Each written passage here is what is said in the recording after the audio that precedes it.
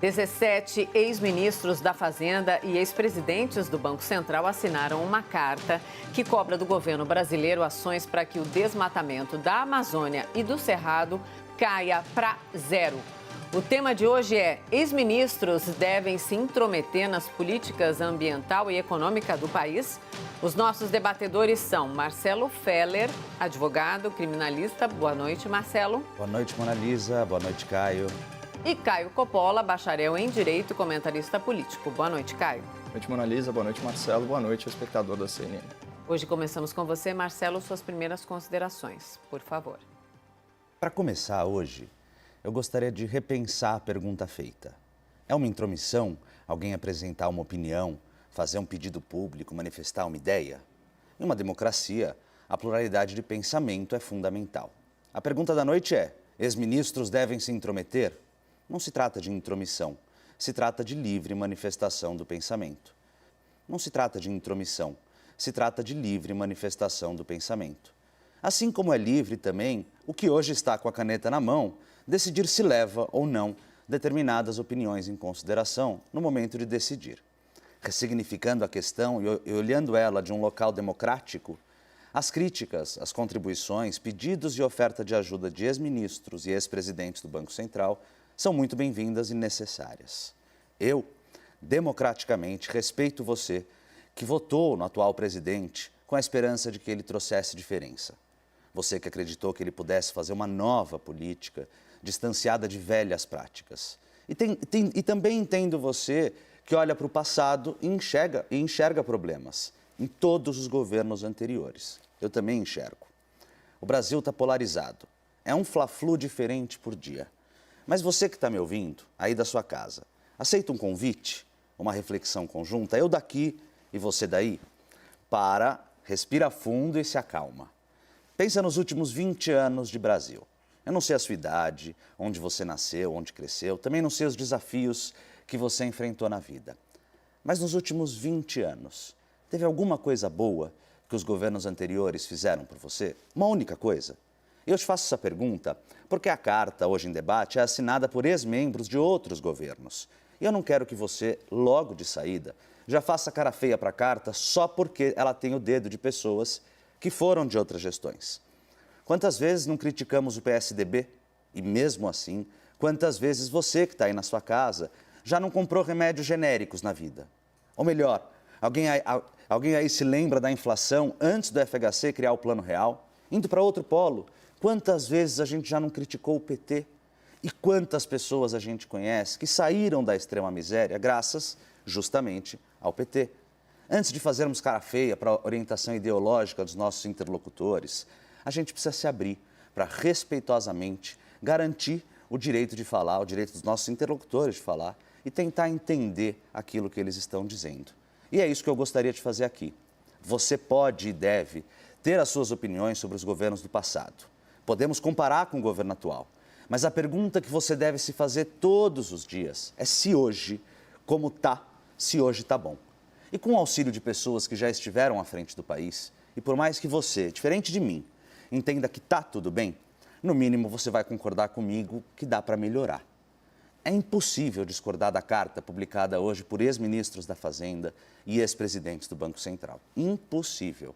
A carta começa abordando um momento angustiante que a gente vive, tanto na área da saúde, econômica e do meio ambiente. Dá para discordar que é tudo angustiante?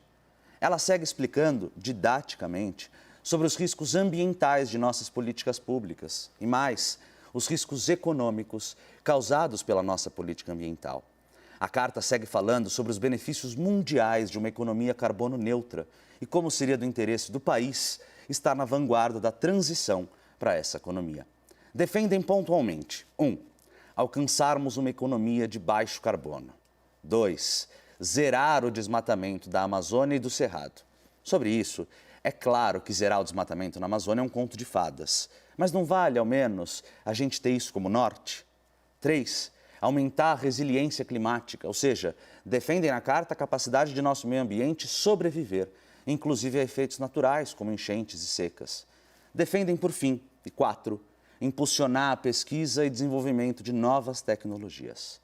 Quem, em sã consciência, discorda disso? A carta é assinada por pessoas que, no mínimo, entendem muito do assunto. E de dentro, já estiveram à frente da economia do país, representando governos com ideologias diferentes, prioridades diferentes e de variados partidos políticos. Vamos deixar uma coisa bem clara para esse debate? A pauta econômica não é da direita e a pauta ambiental não é da esquerda. A gente precisa juntos pensar em soluções baseadas na realidade e respeitando a visão de pessoas técnicas. Ninguém aqui é criança para achar que não existe, claro, um movimento mundial que também está pensando no comércio internacional, em interesses comerciais de alguns países que são diferentes dos interesses comerciais do Brasil.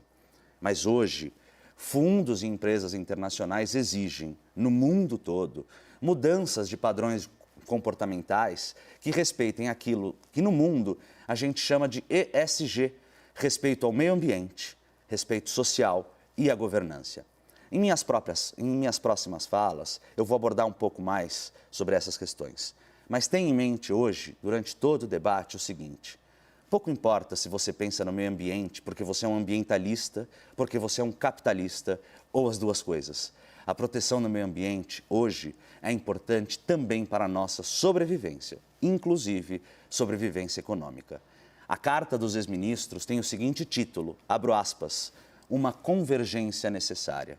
Será que hoje, Caio, a gente vai conseguir dialogar e, quem sabe, chegarmos juntos nessa convergência necessária? Bom diálogo a nós. Nossa, reitero 100%. O bom diálogo é sempre muito bem-vindo. Caio, suas primeiras considerações, então, por favor. Conte com isso, doutor, até porque, pelo menos nessa parte inicial, haverá um raro momento de convergência absoluta, né? Retomando rapidamente a pergunta do debate aí para o telespectador.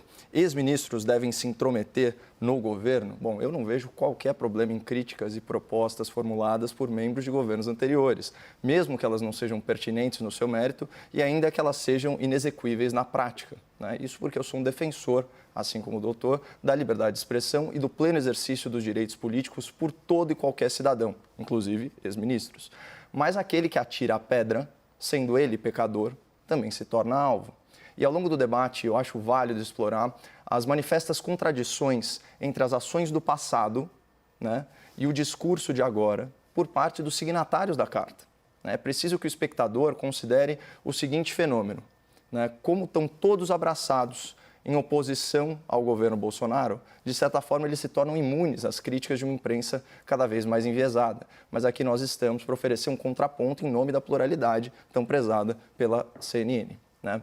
A repercussão dessa carta ela se deu principalmente, né, em razão dos seus ilustres signatários, um ex-presidente da República, ex-ministros, ex-presidentes do Banco Central, do BNDES, é só primeiro escalão. Ou seja, a carta ela já nasce embalada pelo famigerado argumento de autoridade. Por isso, esse é o primeiro ponto que eu pretendo endereçar nesse debate. Vamos começar pelo embaixador Rubens Recupero, ex-ministro do Meio Ambiente, ex-ministro da Fazenda do governo Itamar Franco. Então, sobre esse distinto senhor, que foi recentemente entrevistado aqui no programa, é digno de nota o inesquecível escândalo da parabólica. Em 94, antes de iniciar uma entrevista e sem saber que estava sendo televisionado para milhares e milhares de lares ao redor do Brasil, o senhor Recupero proferiu a seguinte pérola da malandragem em rede nacional: eu não tenho escrúpulos. O que é bom, a gente fatura, o que é ruim, a gente esconde. Essa é praticamente uma confissão de falta de transparência com o cidadão brasileiro, o que ensejou a sua renúncia. E não bastasse esse embaraçoso fato biográfico, adivinha a ocupação do senhor Recupero entre os anos de 2004 e 2018, auge da corrupção no Brasil. Ele foi membro do Conselho do Odebrecht, uma empresa que se notabilizou por ter um departamento dedicado ao pagamento de propinas a políticos. Outra signatária da carta é a senhora Zélia Cardoso de Mello, empossada pelo seu primo, Fernando Collor, como ministra da Fazenda em 1990. Aliás, a propósito, para um outro primo, o Collor reservou uma vaga no STF. O nome do agraciado é Marco Aurélio, aquele que numa canetada solitária tentou soltar milhares de presos no final de 2018. Mas voltando à prima do ex-presidente, certamente os espectadores mais vividos da CNN sentiram na pele e se recordam do confisco da caderneta de poupança, que foi capitaneado pela Zélia Cardoso de Mello.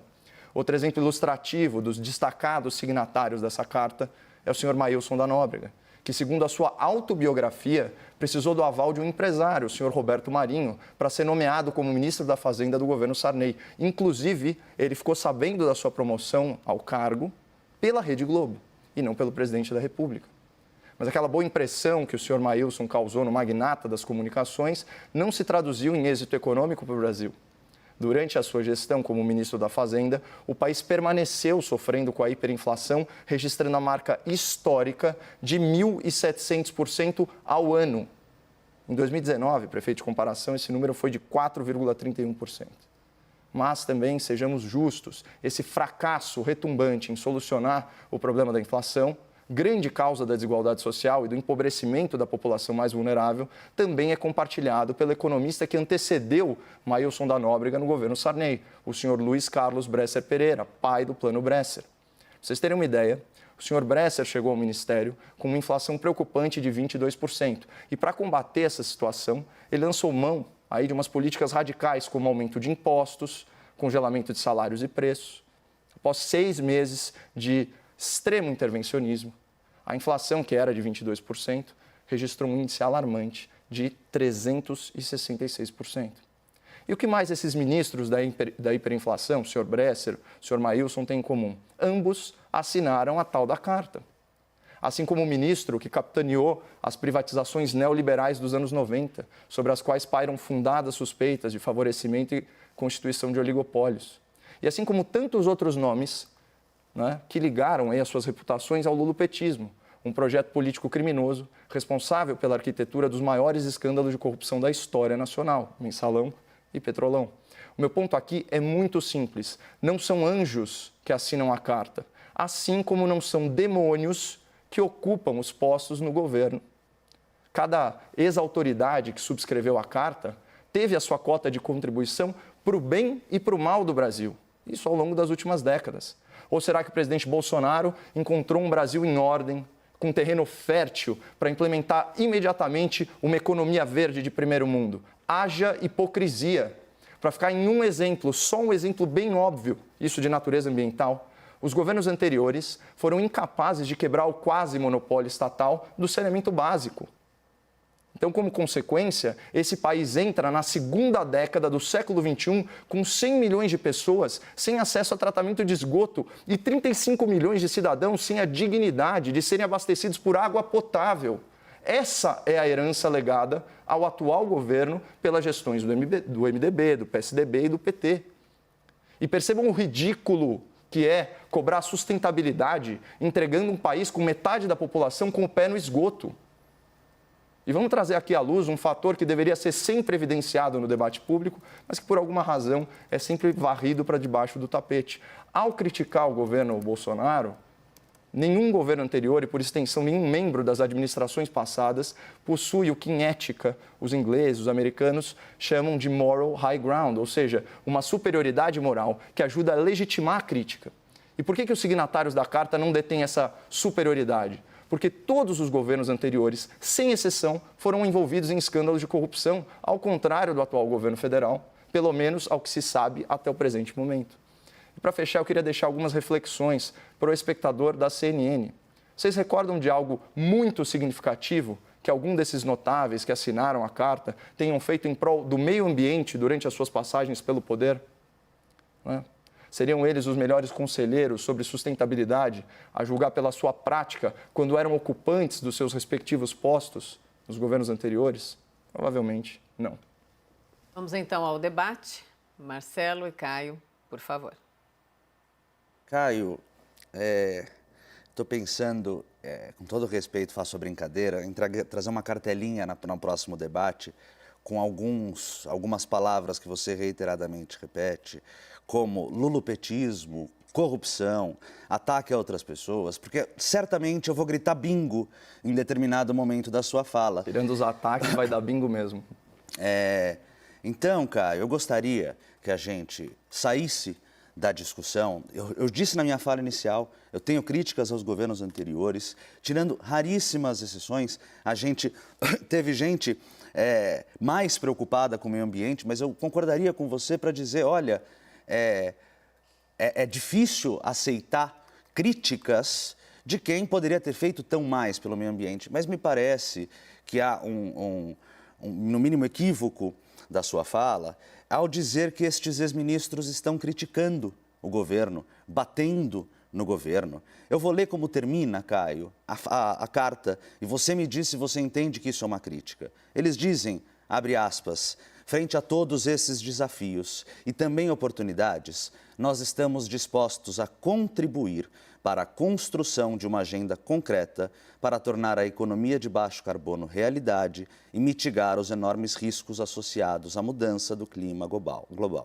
O momento exige convergência para que seja possível construirmos um futuro mais sustentável, inclusivo e próspero para a atual e as futuras gerações. Essa é uma fala assinada por todos que me parece completamente incriticável. Não dá para criticar. Aliás, Caio, e sem falar de governos anteriores e de ataque a terceiros, eu te perguntaria, e sem um diversionismo retórico, você acha boa a política ambiental do atual governo?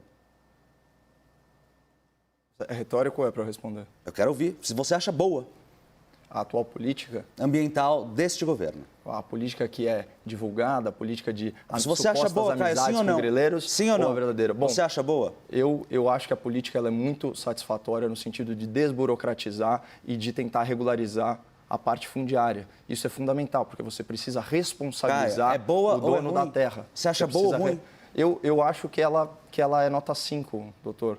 Assim como várias coisas. Nota 5? A gente pode até discordar. Eu colocaria uma nota bem baixa. Jamais. Então, jamais. por que a gente não pega juntos e a gente tenta aqui construir, dizer, olha, governo, eu aceito que você olhe para o passado e diga que você não gosta das pessoas que estiveram no passado. Governo, eu aceito que você critique o nosso passado, mas por que a gente aqui, nesse espaço tão importante, a gente não dirige nossas falas ao governo para dizer o seguinte, governo, Ministério do Meio Ambiente, Ministério da Economia, vocês têm que agir juntos. Esse é o novo mundo. Esse não é o novo normal pós-Covid. Esse é o novo normal de um mundo que hoje, e eu falei que eu abordaria essa questão nas minhas próximas falas, a gente tem, e eu sugiro ao nosso telespectador que jogue no Google as 3 letras, esse acrônimo, ESG.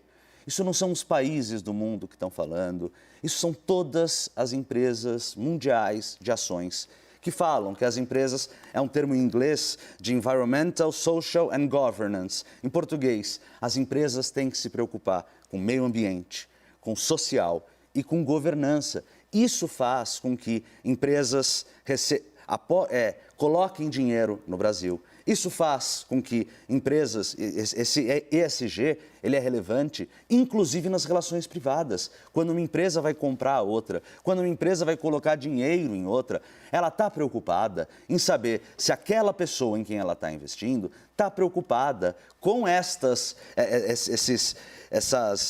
questões tão importantes hoje no mundo. E é por isso que na minha fala inicial eu disse que tanto faz se a gente é ambientalista, capitalista ou as duas coisas. Hoje, isso é muito relevante, não só no Brasil, mas no mundo inteiro. Então, a gente tem que parar para pensar se o governo tem tido políticas ambientais muito melhores do que nota 5, eu não concordaria com você com a nota, políticas sociais importantes e políticas de governança, políticas de auditoria, solidez financeira, independência das pessoas e, principalmente, transparência na hora de divulgar os seus dados. Só a título de curiosidade, qual nota que você daria, Marcelo? Para a política ambiental do governo? Olha, Caio, eu diria que talvez 0, eu ainda estaria otimista. E para o governo anterior, por assim dizer, da Dilma O Rousseff? governo anterior, de acordo com a própria minha fala, ele não está em debate, Caio. Eu queria que a gente mantivesse... Não, mas eu estou te perguntando também, a nota do Ministério do Meio Ambiente também não. Dá uma nota, não se acovarde. Você me fez uma pergunta, eu respondi. Caio, que eu gosto qual foi a nota do governo Dilma Rousseff, Marcelo? Eu gosto de falar sobre aquilo que eu estudei. Não se acolhe, dê a sua resposta. Cara, é porque o que me impressiona, agora é minha fala, já que você se recusa a responder, não estou me recusando agora é minha fala. Tá, então pense aí na nota. Eu precisaria estudar o assunto, eu não vim estudado para isso, Caio. Peraí, doutor. Os recordes de desmatamento, todos os recordes de desmatamento se deram durante o governo lulopetista, olha lá, pro seu bingo, né? Inclusive, os recordes de queimada, é só pesquisar, 2004, 2009, estude um pouco a fundo e você vai ver. Então, assim, se fosse o gabarito ideal, né?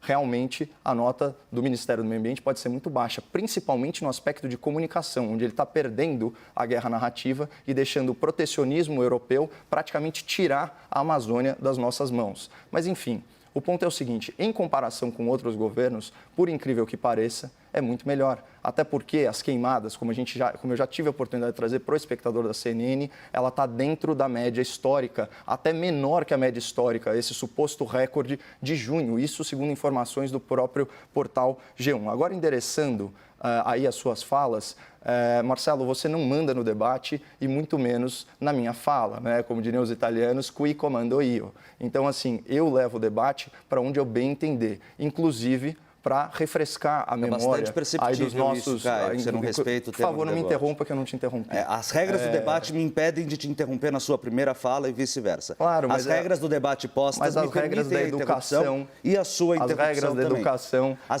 elas mimetizam o comportamento do outro debatedor. As regras postas para nós dois, são as mesmas regras. Debatedores, Marcelo e Caio, debatedores, por gentileza, né? Vamos manter a educação entre os dois, educação para quem nos acompanha e vamos seguir então no debate. Quando um estiver falando, o outro precisa ouvir, porque senão quem nos acompanha não ouve nada. Caio, por favor. Claro, e a boa educação estipula que você permita, num diálogo, que o outro termine o seu raciocínio. Então, um excelente programa na CNN, foi ao ar ontem, justamente sobre isso.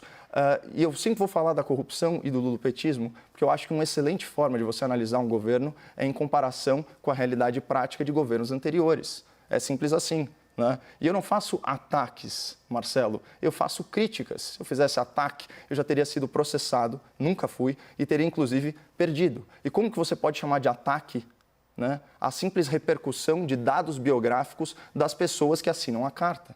Quando você vem aqui que fala que se tratam de grandes autoridades de vários governos, você está justamente usando o argumento Magister Dixit. Então, o professor disse, não importa mais.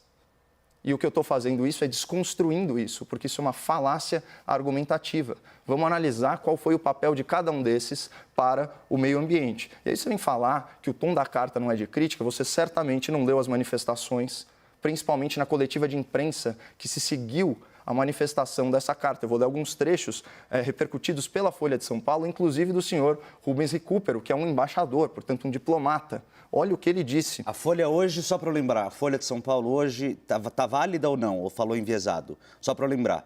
Porque aqui você faz reiteradamente críticas à imprensa. Aqui são as transcrições de uma fala. Eu espero que eles não tenham errado nas transcrições, porque o UOL, uma vez, quando fez uma matéria sobre mim, mentiu nas citações aqui a gente não está falando de você, mas, enfim, a gente está falando sobre o meio ambiente. Não, mas você trouxe o Grupo Folha. Decida para onde você quer levar o debate, que eu não tenho medo, eu não me acovardo, eu respondo a todas as perguntas. Aspas. A reação que começa a se esboçar no governo, as pressões de investidores e empresas contra o desmatamento é até agora apenas uma, abre aspas, operação de relações públicas. E a mobilização das Forças Armadas na preservação das florestas é para inglês ver, pois elas não estão preparadas para essa função. Imagina falar que as Forças Armadas, especialistas no ambiente amazônico, não estão preparadas para cuidar da Amazônia. Ele segue. O atual presidente recebeu um apoio de 100% dos grileiros. Grileiros são criminosos, tá, pessoal? Dos grileiros, dos desmatadores e dos mineradores ilegais a esses